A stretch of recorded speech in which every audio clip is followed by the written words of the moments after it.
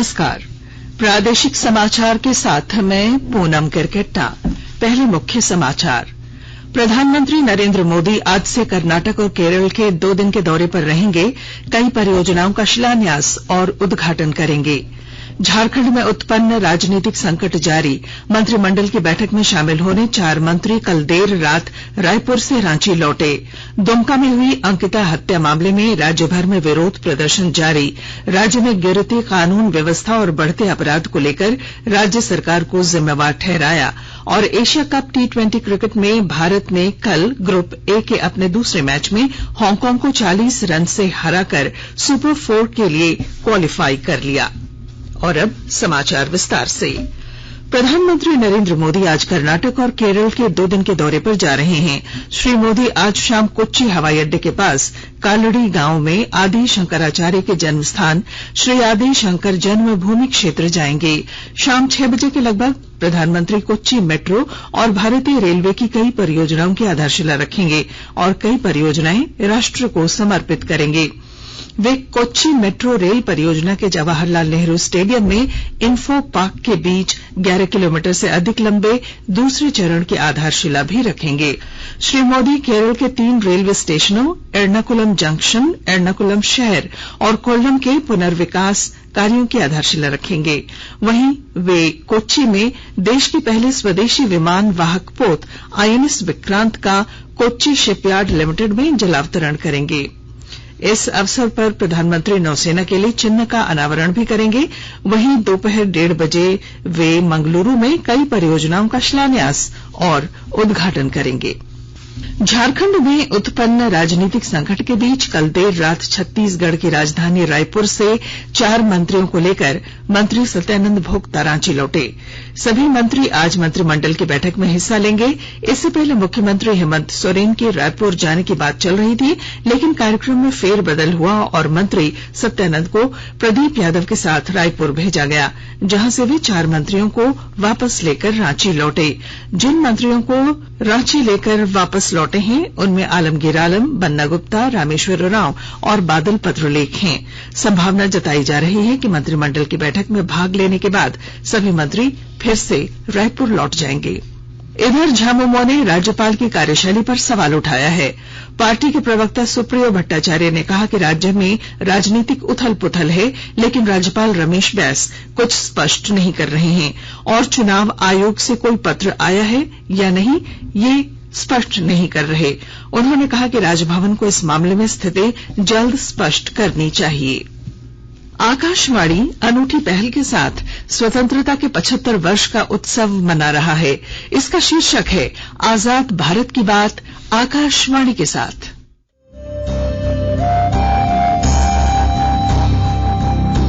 आजाद भारत की बात आकाशवाणी के साथ। स्वतंत्रता के 75 वर्ष का उत्सव, जीवंत यात्रा की स्मृतियां, स्वतंत्र भारत की उपलब्धियां और कुछ रोमांचक पल। तो आप भी जुड़िए और सुनना न भूलें। 15 अगस्त से प्रतिदिन हमारे FM गोल्ड 100.1 और दूसरे चैनलों पर आजाद भारत की बात आकाशवाणी के साथ।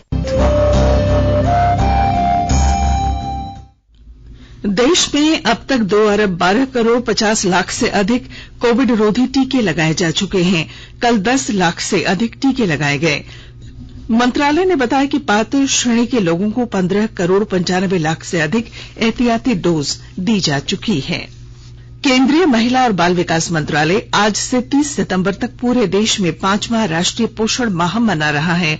इस वर्ष के पोषण माह का उद्देश्य ग्राम पंचायतों के माध्यम से महिला और स्वास्थ्य तथा बच्चा और शिक्षा पर मुख्य रूप से ध्यान केंद्रित करना है।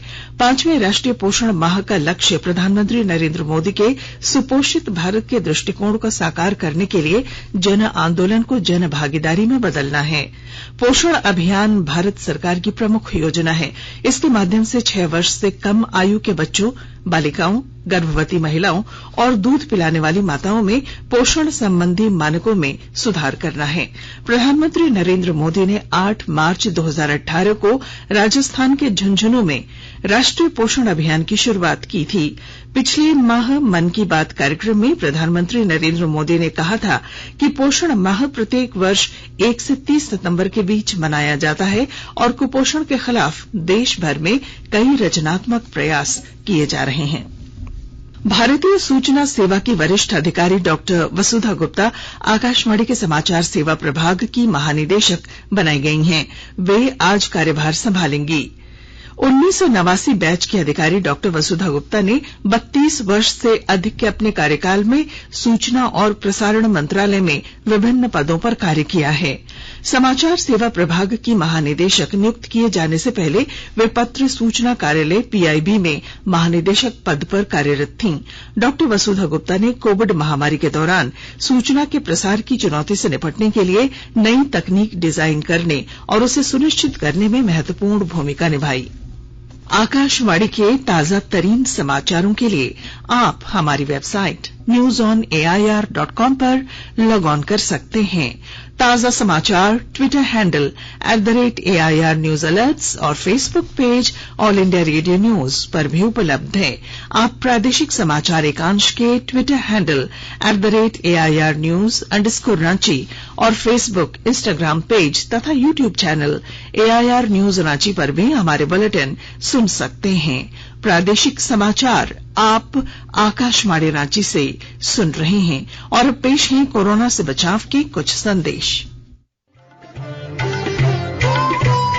कोविड-19 से बचाव और सुरक्षित रहने के 3 उपाय। मास्क लगाएं, 2 गज दूरी है जरूरी, सुरक्षित दूरी रखें, हाथ और मुंह साफ रखें।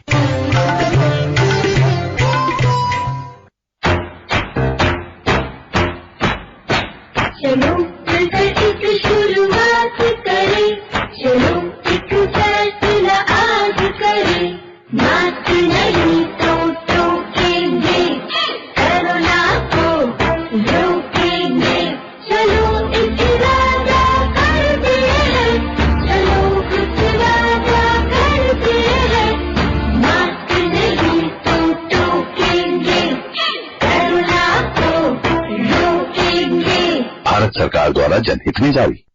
प्रादेशिक समाचार में आपका फिर स्वागत है। दुमका में हुई अंकिता हत्या मामले में राज्य भर में विरोध प्रदर्शन कर न्याय की मांग की जा रही है। इस दौरान हजारीबाग में भारतीय जनता पार्टी ने हत्या के विरोध में विशाल आक्रोश रैली निकाली, जिसमें सांसद जयंत सिन्हा, सदर विधायक मनीष जायसवाल, मांडू विधायक जयप्रकाश भाई पटेल, पूर्व नगर निगम के उपाध्यक्ष आनंद देव सहित सैकड़ों कार्यकर्ता और आम लोग शामिल हुए। सांसद जयंत सिन्हा ने कहा कि राज्य में कानून व्यवस्था ध्वस्त हो चुकी है। वहीं साहिबगंज में अंकिता हत्याकांड के विरोध में राजमहल विधायक के नेतृत्व में बीजेपी ने रोड मार्च निकाला। राजमहल विधायक अनंत ओझा ने कहा कि राज्य में महिलाओं पर अत्याचार बढ़ रहा है और राज्य की गठबंधन सरकार इसके लिए जिम्मेवार है। उन्होंने राज्य सरकार से मांग की कि अपराधी को फांसी की सजा मिलनी चाहिए। उधर पश्चिमी सिंहभूम में कल भाजपा ने भी विरोध प्रदर्शन किया। कार्यकर्ताओं ने अंकिता की मौत को लेकर हेमंत सोरेन सरकार को जिम्मेवार ठहराया। इधर झारखंड मुक्ति मोर्चा ने भाजपा पर झारखंड में सामाजिक समरसता का माहौल बिगाड़ने की कोशिश करने का आरोप लगाया है। पार्टी के वरिष्ठ नेता सुप्रियो भट्टाचार्य ने सवाल किया कि सीमा पात्रा मामले में भाजपा चुप क्यों है।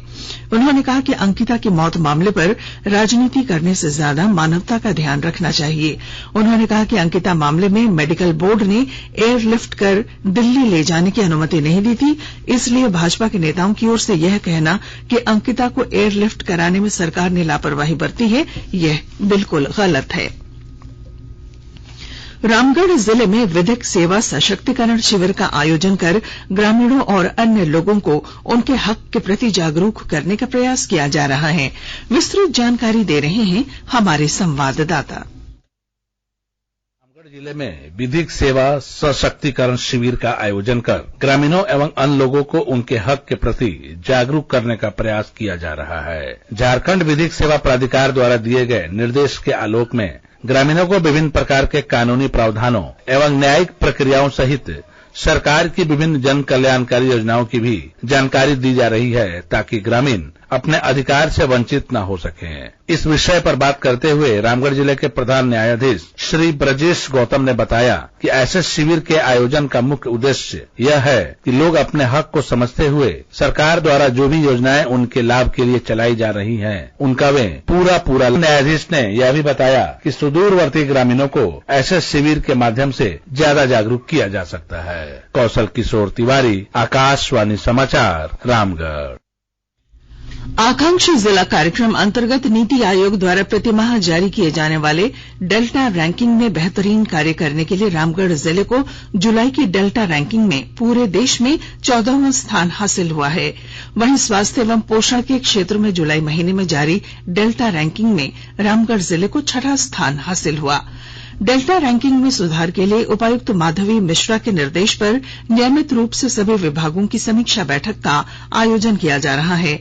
वहीं संबंधित विभागों के अधिकारियों को नियमित रूप से कार्यों की समीक्षा कर डेटा पोर्टल पर अपलोड करने का निर्देश दिया गया है। पाकुड़ जिले के उपायुक्त वरुण रंजन ने प्रधानमंत्री किसान सम्मान निधि योजना में किसानों का लैंड रिकॉर्ड का अद्यतन और ई-केवाईसी कार्य में लापरवाही बरतने को लेकर पाकुड़, पाकुड़िया, महेशपुर, लिट्टीपाड़ा और अमड़ापाड़ा के अंचल अधिकारियों के वेतन भुगतान पर रोक लगा दी है। उपायुक्त ने अपर समाहर्ता से भी स्पष्टीकरण मांगा है। उपायुक्त वरुण रंजन प्रधानमंत्री किसान सम्मान निधि योजना की समीक्षा बैठक के दौरान किसानों का लैंड रिकॉर्ड के अद्यतन में अपेक्षित प्रगति नहीं रहने के कारण उन्होंने ये कार्रवाई की। घरेलू विमान यात्राओं के अधिकतम किराए पर लगी सीमा हटा ली गई है। नागर विमानन मंत्री ज्योतिरादित्य सिंधिया ने कहा है कि विमान किराए की सीमा हटाने का फैसला विमान सेवाओं की दैनिक मांग और विमानों की ईंधन की कीमतों पर गहन विचार विमर्श के बाद लिया गया है। Cricket. Asia cup T20 cricket में भारत ने कल रात दुबई इंटरनेशनल क्रिकेट स्टेडियम में ग्रुप ए के अपने पहले मैच में हांगकांग को 40 रन से हराकर सुपर 4 के लिए क्वालिफाई कर लिया। पहले बल्लेबाजी करने उतरी भारत की टीम ने निर्धारित 20 ओवरों में 2 विकेट पर 192 रन का विशाल स्कोर खड़ा किया। जवाब में हांगकांग की टीम निर्धारित 20 ओवरों में 5 विकेट पर 152 रन बना पाई। भारत के लिए भुवनेश्वर कुमार, अर्शदीप सिंह, रविंद्र जडेजा और आवेश खान ने एक एक विकेट लिए। सूर्य कुमार यादव को उनकी तेज तर्रार पारी के लिए प्लेयर ऑफ द मैच चुना गया। भारत ने ग्रुप ए के अपने पहले मैच में पाकिस्तान को हराया था। और अब अखबारों की सुर्खियां। राज्य से प्रकाशित होने वाले लगभग सभी अखबारों ने झारखंड के 4 मंत्रियों के रायपुर से रांची लौटने की खबर को प्रमुखता से प्रकाशित किया है। प्रभात खबर ने लिखा है, रांची रायपुर रांची रूट पर दौड़ रही झारखंड सरकार। दैनिक जागरण ने राज्य में उत्पन्न राजनीतिक संकट को देखते हुए विधानसभा का विशेष सत्र बुलाए जाने की संभावना को पहले पेज पर प्रकाशित किया है। अंग्रेजी अखबार द टाइम्स ऑफ इंडिया ने कैबिनेट की बैठक में शामिल होने के लिए कांग्रेस के 4 मंत्रियों को रायपुर से रांची बुलाने की खबर को पहले पन्ने पर जगह दी है। दैनिक हिंदुस्तान ने अंकिता हत्याकांड का केस विशेष अदालत में भेजे जाने की खबर को अपनी पहली सुर्खी बनाई। दैनिक भास्कर ने गढ़वा जिले के रमना उप डाक घर में 2 करोड़ रुपए से अधिक के घोटाले की खबर को पहले पन्ने पर जगह दी है। हिंदुस्तान टाइम्स ने अप्रैल से जून तिमाही में सकल घरेलू उत्पाद में 13.5% की वृद्धि की खबर को अपनी पहली सुर्खी बनाई है। और अब बुलेटिन के आखिर में मुख्य समाचार एक बार फिर। प्रधानमंत्री नरेंद्र मोदी आज से कर्नाटक और केरल के 2 दिन के दौरे पर रहेंगे। कई परियोजनाओं का शिलान्यास और उद्घाटन करेंगे। झारखंड में उत्पन्न राजनीतिक संकट जारी। मंत्रिमंडल की बैठक में शामिल होने 4 मंत्री कल देर रात रायपुर से रांची लौटे। दुमका में हुई अंकिता हत्या मामले में राज्य भर में विरोध प्रदर्शन। राज्य में गिरती कानून व्यवस्था और बढ़ते अपराध को लेकर राज्य सरकार को ठहराया जिम्मेवार। और एशिया कप T20 क्रिकेट में भारत ने कल ग्रुप ए के अपने दूसरे मैच में हांगकांग को 40 रनों से हराकर सुपर 4 के लिए क्वालिफाई कर लिया। और इसके साथ ही आकाशवाणी रांची से प्रादेशिक समाचार का ये बुलेटिन समाप्त हुआ। नमस्कार।